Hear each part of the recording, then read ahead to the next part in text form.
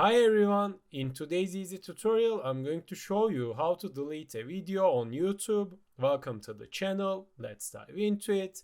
So on your YouTube homepage, go to the right top side corner and click on this little circle, and here select YouTube Studio. Here on the left side menus, click on content. Here you will see all of your videos. To delete it, simply go over it and click on these three dots.